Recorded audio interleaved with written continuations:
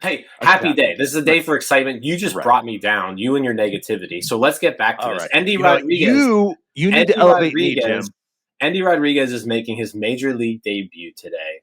It's something we've been clamoring for months for. I mean, really, all off season, we were basically like, it's so stupid that this guy is going to be trapped in the minors while we've got nothing but just complete black holes, at the catching position.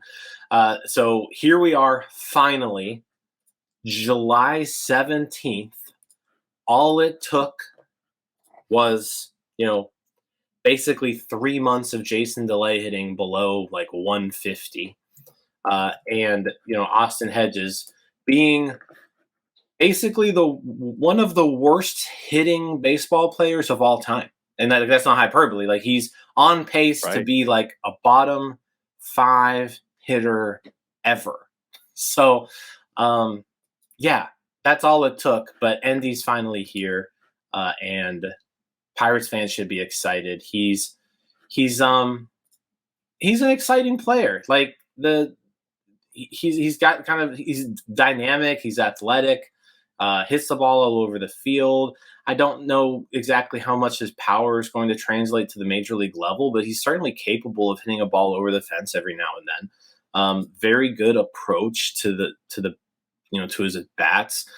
You talk about Henry Davis, and you've kind of seen his approach so far. Endy Rodriguez has a very similar approach. He's not going to strike out a whole lot. He's going to draw Yeah. some walks. He's going to put up good at bats from both sides of the plate. So he's not one of those guys you got to platoon and you can't play him against lefties or can't play him against righties. Like, the dude can do it both from both sides of the plate. He's pretty solid defensively, from like a blocking standpoint, moving side to side.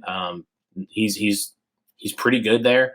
This is a different call up from Henry Davis, where Davis may not have been 100% ready to be a major league catcher. But like Endy is. Like, if you've watched Endy this year, he's caught a lot of games and he's looked just fine doing it.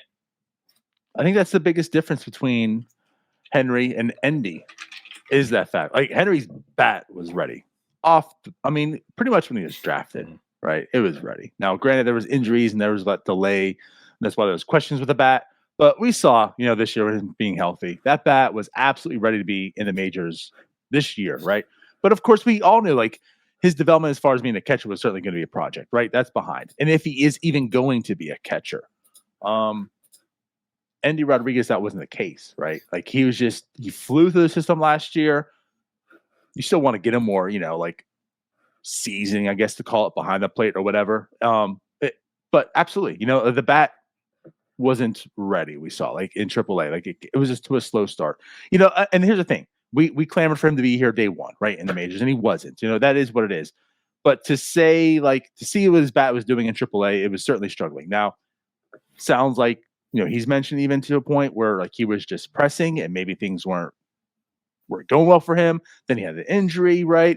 But after the injury, maybe got his head clear a little bit. Like, he started turning it on, right? So like in the past 34 games, as you mentioned, he really turned it on, batting .321, 398 on base, 457 slugging. You're right, good for a 117 weighted runs created plus. Like, that's the type of hitter he is. So you talk about power, like 2 home runs in that span. I'm not sure like what his power is going to be. Like Henry Davis, he's got a big bat. He's got power. We've seen it displayed, right? Where Endy, I think, is more like the hit tool. You've called this out before too, like with Varsho. Endy has very good defense all around. Like, he plays catcher, he plays first, he plays second. That's one thing that's kind of crazy. Like, a catcher that can play second base, right? And the outfield. I don't know how much that's going to translate into the majors, if that's going to happen. But like, this is a catcher who can play defense elsewhere. Huge value, especially when you have another catcher in your team like Henry Davis, right? Your backups also play every day in other positions, right? Like we talked about, like if Henry Davis is your starting catcher, you potentially have a 4-WAR player and Endy Rodriguez being a backup catcher because he plays all over the place, right? Crazy. But yeah, like, I don't think the power is really there. I think like seeing the exit velocities, everything, not saying that he can't develop it, but I don't think he's coming out hitting like 20 bombs, right? But the hit tool is what's really impressive. The plate discipline, like you said, he doesn't strike out, he walks. just a good overall approach. I think he's going to be fine. Yeah, I mean, you had that's just a really good summary. The versatility, the Pirates have had him catching a lot this year, right? So he's played 1 game at second base this year. He's played 8 games at first base. Hasn't played any outfield this season. A couple DHs sprinkled in there, but for the most part, he has been catching. He's actually already caught more games this year, at this level than he has at any other level. So. Yeah, really looking forward to him. Like I said, I've seen him a few times, in person in the minors, and you can always tell when you're watching minor league baseball. It's funny because none of them are major leaguers yet, right? But you can always tell just like who's different. Yeah, right? And you could tell every time you saw Endy Rodriguez that he's different. Like the ball makes a different sound off of his bat than when other people hit. Like when you're watching a AAA baseball game and you get to Endy Rodriguez and his swing, the ball sounds different off his bat than your average AAA baseball player. And that's kind of that's one of my favorite things about minor league baseball is like you can always kind of just tell. Like even if they're having a bad game, they go 0 for 4 or something. You can just tell like who the dudes are. And Endy's a dude. I'm not saying he's going to come up here and be an all-star, but like the guy's a major league catcher. I think we're going to be very happy with the upgrade that he provides specifically at the plate from that position. He's someone to be excited about. He had one of the greatest seasons that I can even remember a Pirate minor leaguer having last year. Yeah, for sure. And just the total ineptitude the Pirates have had from the catcher position all season long. It's going to be nice to have somebody in there that isn't just an automatic out. And I think that's what's the most exciting part about this. It's not even so much that Endy has arrived. It's that Austin Hedges is no longer going to be there every single day. And I know we harp so much on Austin Hedges. So much. And I try to preface it also as much as I can. It's not really his fault, right? It's the Josh Van Meter effect. He's not the one starting himself every single day. But whatever. With Endy coming up, it sounds like, right, the little nuggets that Ben Cherington gets when he's not just giving straight up lying GM talk, right? Like he did yesterday and said, we're very comfortable and happy with our catching situation with Hedges and delay. And then 5 hours later, he calls up Endy Rodriguez, right?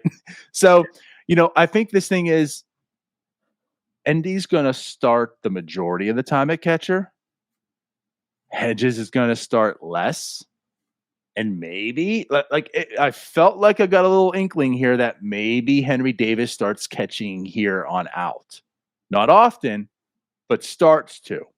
And that's something to hang your hat on. Because, again, less and less and less of Austin Hedges. And that's a good thing. Yeah. Yeah, I mean, if they can start sprinkling Davis a little bit more back there, play Endy the majority of the time, I'm fine. Start Hedges once a week. I'm cool with that. Like I said, if Austin Hedges had been a backup catcher this entire time, I could completely live with what he's doing. It's just I can't take this 5 times a week. I do not hate Austin Hedges' skill set. Like he has value, and he belongs on a major league team. That's why like this whole DFA thing. Like I don't. It's just he's not a starting everyday catcher. He hurts you too much. He's your backup. It's perfectly fine.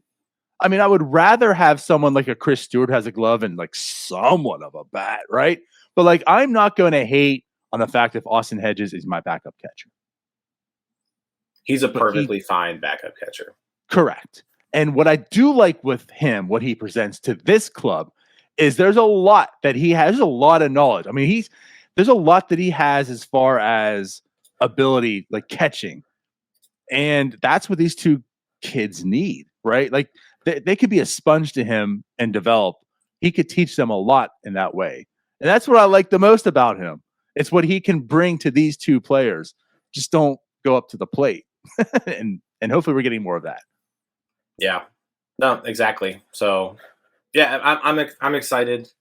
Zips projects. I mean, if you're into that kind of thing, Zips projects Endy Rodriguez basically as a league average hitter going forward. So that's 80% better than Austin Hedges. That's quite a significant. That's 4 times the offensive output you were getting from Austin Hedges. If that happens, if he's league average. There you go. There you go. You might not have to have 2 pinch hitters for your catcher every single game. Yeah, I mean, you're using your entire bench to just hit for your catchers late in games, essentially. Yeah. One thing I did want to bring up, and again, something to harp on a little bit in that sense, but during this time span when, again, Endy was dominating, again, we're talking about how inept the catching position has been. Austin Hedges batted 183 with a 21 weighted runs created plus. Jason DeLay batted 143 with a 22 weighted runs created plus. So again, like Jason DeLay's numbers, like overall, very skewed to his hot April. He doesn't play a whole lot, but he's been Austin Hedges terrible since then as well. It's been, like you said, a complete black hole. Those are two numbers. What did you just say? 21 and 22 weighted runs created plus. Correct. I think this is just what has annoyed us for so long. Is Endy isn't just tearing up AAA or what, and actually he has been the last month or so, but like the overall numbers, he hasn't been tearing up the league, right? Because he did start off slow, but like he's still significantly better than the present options. So it was the most glaring way to just immediately improve this team was to call up Endy Rodriguez. And I think that's why it was so frustrating waiting so long. Because again, like you don't need Endy to be you don't need Endy to hit 320 and hit 10 home runs and get on base at a 450 clip like he was in AA. You don't need that out of him.